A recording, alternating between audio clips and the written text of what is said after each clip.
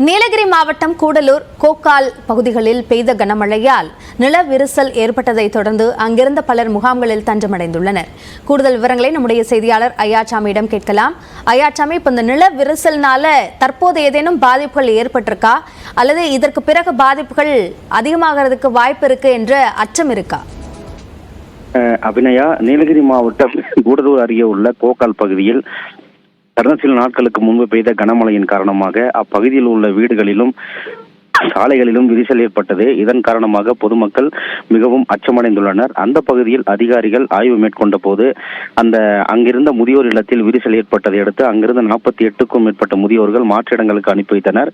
தொடர்ந்து அதன் பின்பு மீண்டும் பல பகுதிகளில் விரிசல் ஏற்பட்டு வீடுகள் இடிந்தன. இதனால் மக்கள் மிகவும் அச்சமடைந்து உறவினர்கள் வீட்டுக்கும் மற்ற பகுதிகளுக்கு வாடகைக்கு வீடு எடுத்தும் சென்று விட்டனர்.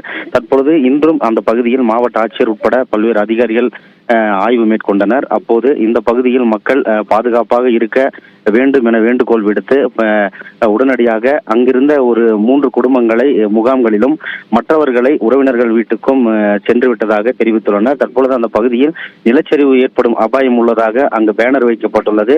தொடர்ந்து அதிகாரிகள் அந்த பகுதியில் பாதிப்பு ஏதாவது உள்ளனவா என கண்காணித்து வருகின்றனர்.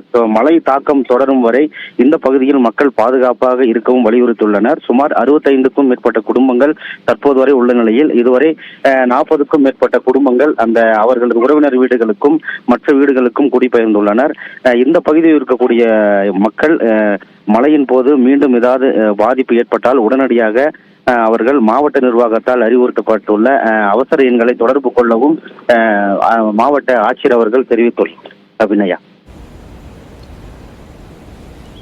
நீலகிரியில் இருக்கக்கூடிய அந்த கோக்கால் பகுதியில் ஏற்பட்டிருக்கக்கூடிய இந்த நில விரிசல் என்பது கவனிக்கத்தக்க ஒன்றாக இருக்கிறது. சார்ந்த கூடுதல் விவரங்களுக்கு நன்றி ஐயாச்சாமி.